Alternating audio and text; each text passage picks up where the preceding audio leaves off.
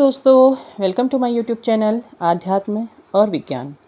आज का जो मैं वीडियो लेकर के आ रही हूँ वो आपकी मन स्थिति पर आधारित है। मतलब कि आपका मन क्या सोच रहा है, आपकी क्या इच्छा है, क्या आप ईश्वर से चाह रहे हैं, उस पर आधारित है।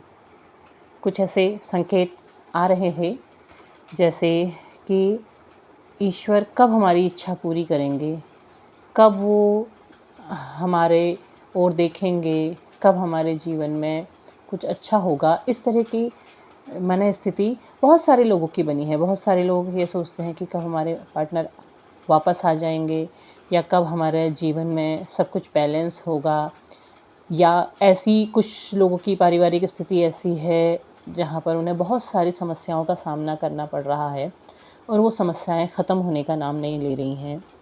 कुछ लोगों का जीवन इस तरीके का भी दिखाई दे रहा है जहाँ टॉक्सिसिटी बहुत है और वो ख़त्म नहीं हो रही हैं। तो कब अच्छा होगा? प्रश्न उठ रहा है कि ईश्वर कब सब कुछ सही करेंगे। तो इस विषय में एक संकेत ये आ रहा है कि हमारी इच्छा को पूर्ण होने के लिए हमारे पुरुषार्थ की भी आवश्यकता है। अब आप ज़रूर प्रश्न करेंगे कि हम कर्म तो कर रहे हैं, हम कर रहे हैं, पर पूरा क्यों नहीं हो रहा है। सबसे बड़ी बात ये आती है कि पुरुषार्थ यानी कि कर्म जो आप काम कर रहे हैं वो किस स्तर तक हो रहा है। दूसरी बात कि आपका विश्वास आपसे क्या कहता है। ये दोनों चीज़ें आती हैं। पहली बात, यदि पुरुषार्थ की जाए कि कर्म की जाए तो कर्म कैसा हो रहा है, कितना हो रहा है और उस पर ईश्वर की कृपा कितनी होती है या किस प्रकार से होती है, इस विषय पे जानते हैं। तो इस विषय में एक बहुत ही सुंदर कहानी मैंने सुनी जो श्री राम से जुड़ी हुई है। मैं वो आपके साथ ज़रूर साझा करूँगी। कथा है भगवान श्री राम के लंका गमन की, जब सेतु निर्माण हो रहा था। तो सेतु निर्माण की कथा आपने सुनी है कि बंदरों भालुओं ने पत्थर पर श्री राम नाम लिख करके उससे पुल बनाया था। तो जब पुल बन रहा था तो राम तो देख रहे थे, बंदर और भालू मिलकर के पुल बना रहे थे। तो वो पुल काफ़ी पतला बना हुआ था और इतना बड़ा समुद्र, तो उन्हें खुद भी विश्वास नहीं हो रहा था कि क्या ये पुल टिक पाएगा और इतने पतले पुल में से इतनी बड़ी सेना पार कैसे हो पाएगी। तो सब चिंताग्रस्त थे। तो श्री राम ने कहा कि इस पुल में सबसे पहले मैं जाऊंगा, सबसे पहले मैं चलूँगा। तो जब श्री राम उस पुल पर कदम रखते हैं तो जितने भी जलीय जीव होते हैं, जितने भी समुद्र में जीव होते हैं, वो ऊपर आ जाते हैं और वो पुल के साथ जुड़ जाते हैं। पुल के कुछ नीचे, कुछ आसपास, कुछ इस तरीके से जुड़ जाते हैं कि वो पुल टूटे ना और श्री राम आसानी से उसे पार कर सकें।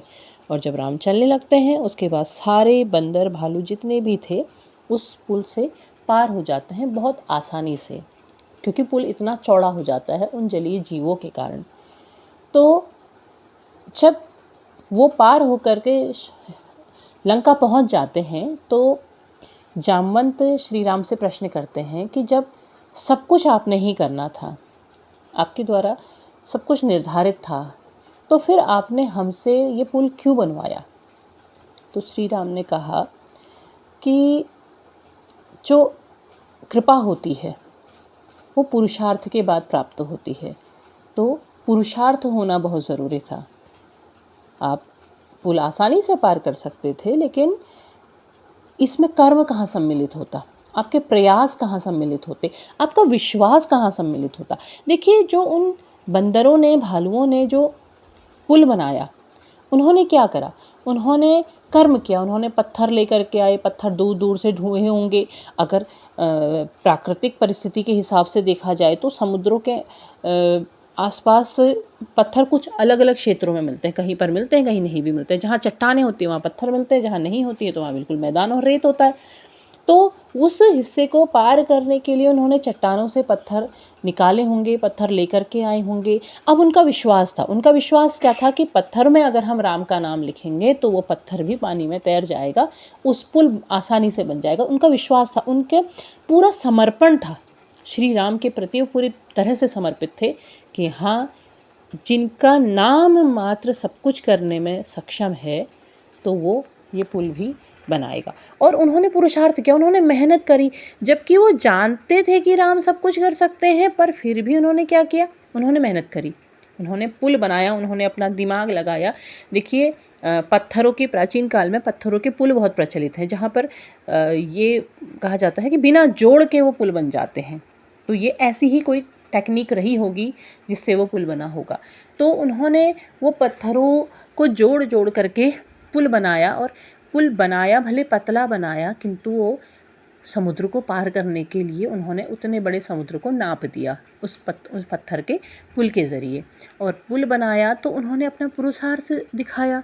उसके बाद उन्होंने क्या था कि उस पुल को बनाते समय भले ही वो पतला बना, किंतु उनका विश्वास था कि हाँ, राम की इच्छा है तो ये होके रहेगा। तो होता क्या है हमारे जीवन में, हमें किसी भी वस्तु को पाने के लिए, किसी भी चीज़ को पाने के लिए पुरुषार्थ करना बहुत ज़रूरी होता है। जब हम प्रयास करते हैं तब हमें उसका फल मिलता है, कृपा तब आती है। ईश्वर यूं ही बैठे बैठे आपको सब कुछ नहीं देते हैं। अगर वो दे देंगे तो आप तो अकर्मण्य हो जाएंगे, आप किसी भी प्रकार का कर्म नहीं करना चाहेंगे। आप चाहेंगे कि हाँ, हम बैठे रहें और सब कुछ हमें ऐसे ही प्राप्त हो जाएगा। तो ऐसे ही कुछ भी प्राप्त नहीं होता है, क्योंकि अगर आप इस संसार में आए हैं तो आपने कर्म करना है। आपको कर्म के लिए ही तो भेजा गया है, आपको बनाया ही गया है कि आप यहाँ आकर के कर्म करें। बिना कर्म के किसी भी प्रकार का फल प्राप्त नहीं होता है। आपने महाभारत में भी सुना है, जो भगवद गीता में लिखा गया है, कर्मण्येवाधिकारस्ते माँ फलेषु कदाचन माँ कर्म फल हेतुर्भु मात संगोस्त कर्मण्य। तो क्या है कि आपका कर्म करने का अधिकार है।